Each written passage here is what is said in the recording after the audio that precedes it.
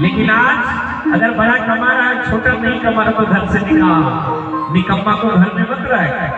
माता पिता भी लड़ाई करते, भाई भी लड़ाई करते।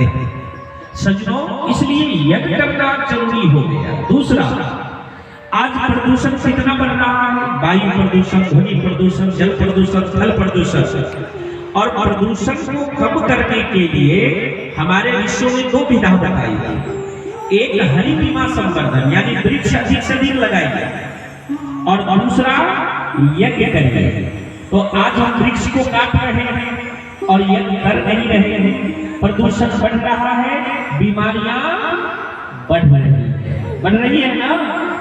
बताइए तो पूर्णिया जिला में कोई ऐसा अस्पताल का नाम बताइए जिसमें कुत्ता बीमार पड़ता हो और उसको एडमिट कराया जाता हो। क्यों भाई साहब, धर्मवीर जी, ऐसा हॉस्पिटल है क्या पूर्णिया में? कोई बताएंगे?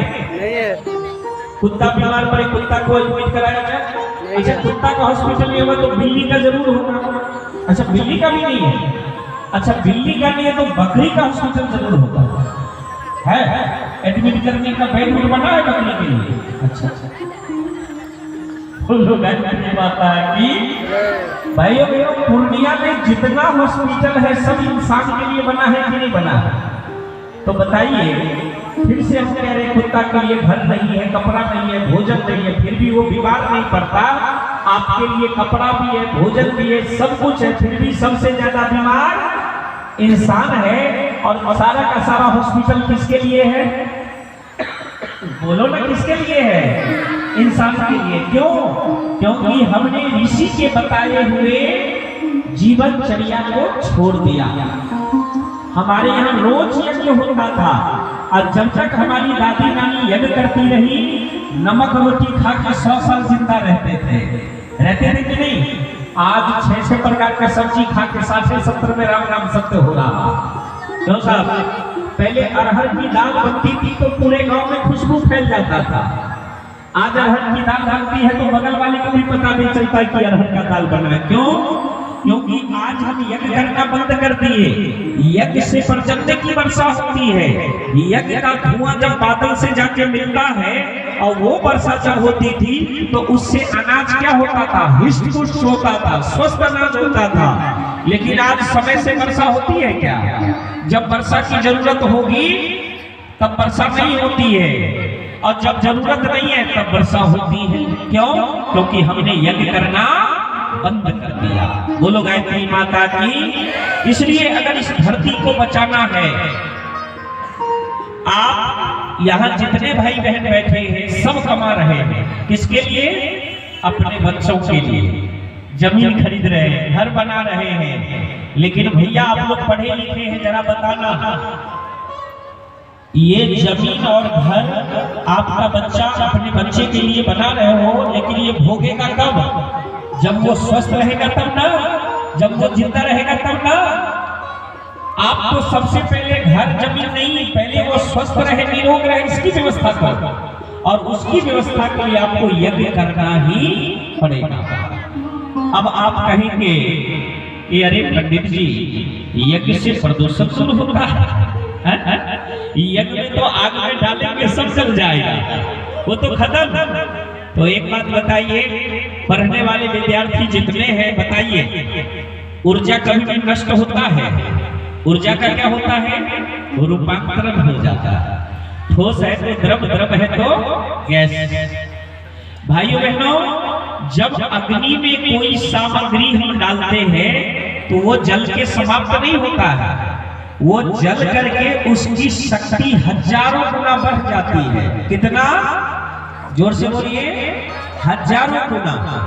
अब आप कहेंगे साहब यज्ञ में घी जल जाएगा, हवन सामग्री जल जाएगा, तो उससे हजारों गुना शक्ति कैसे बढ़ेगी? तो वो तो पहले ठोस था, और जब जलेगा तो वो गैस बन जाएगा। जैसे एक सूखा लाल मिर्च, एक सूखा लाल मिर्च, हमारे तबले पर जो भैया है सरवन जी, अगर मैं उनको खिला दूं तो स्वाद कितने आदमी को मिलेगा जरा बताइए? सूखा लाल मिर्च अगर मैं सरवन जी को खिलाऊं तो स्वाद कितने लोगों को मिलेगा? दीदी आपको मिलेगा?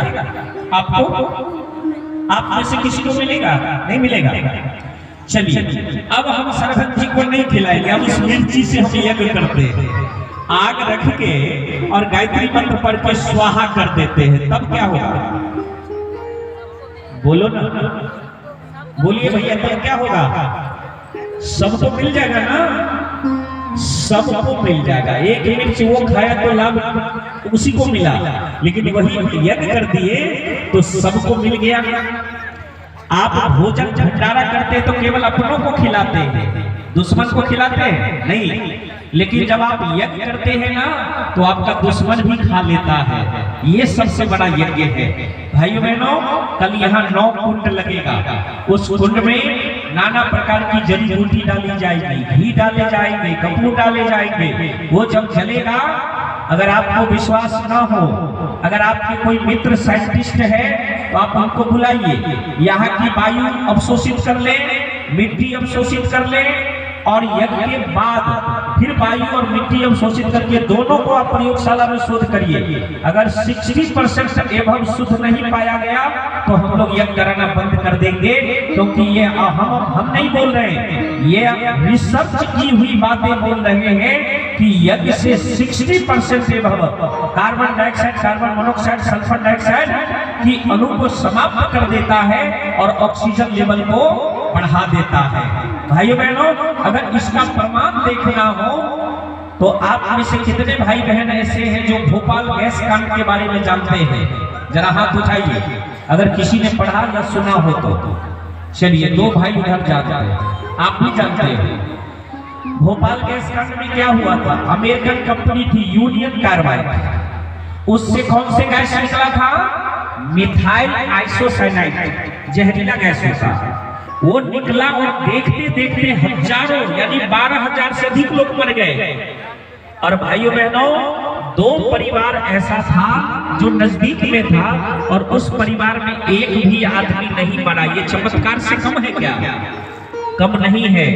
ये उस समय खूब मीडिया में उछला था और पत्रकार जब पूछा जाके कि भैया ये चमत्कार कैसे हो गया, सब मर गया और हम लोग जिंदा कैसे बच गए, तो उन्होंने कहा मेरे घर में रोज अग्निहोत्र होता था, यानी यज्ञ होता था, इसलिए हम पूरा परिवार सुरक्षित रह गए, पूरा परिवार सुरक्षित रह गए। ये यज्ञ का कमाल। भाइयों बहनों, गुजरात में प्लेग बीमारी फैला था, पढ़िए प्लेग, और उस प्लेग को डॉक्टर कंट्रोल नहीं कर पाया तो गायत्री परिवार को बुलाया गया और वो पिकअप के खुले डाले वाले गाड़ी पर कुंड रख करके विशेष हवन सामग्री मिला करके गली गली में स्वाहा स्वाहा करके घुमाया। 8 दिन के अंदर प्लेग बीमारी कंट्रोल हो गई। आप पता लगा लीजिए, ये यज्ञ की इतनी महत्ता है। और बताएं, हमारे बच्चे जब रोने लगते हैं ना, छोटा बच्चा, तो माताएं बहनें कहती है लगता है किसी का, बोलो ना, नजर लग गया। तो दीदी बताओ नजर कैसे उतारती हूँ? माता जी आग जला के सूखा मिर्च अजवाइन लेकर 3 बार बच्चे के ऊपर घुमा के आग में डाल देती हो और धुआं सुखाती हो। कुछ देर के बाद बच्चा रोना बंद कर देता है। क्यों?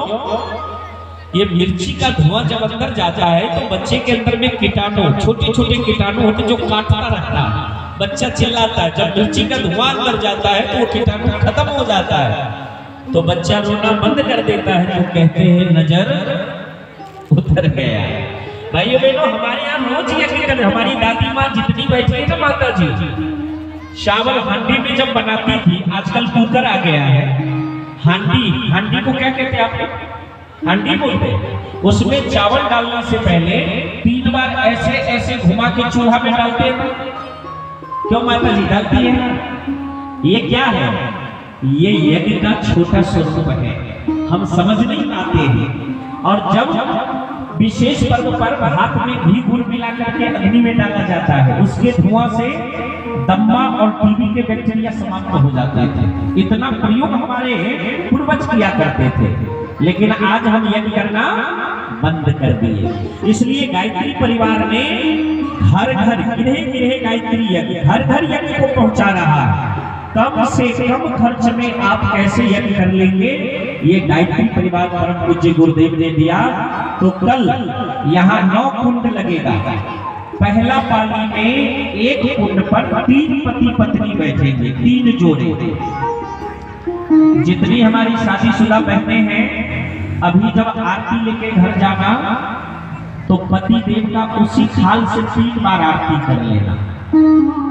पति देव कहेंगे आज क्यों आरती कर रही हो, तो कहना है पति देव हरिद्वार से पंडित जी आए हैं, उन्होंने कहा है पति पत्नी मिलकर यज्ञ करने से विशेष लाभ होता है, तो आज हम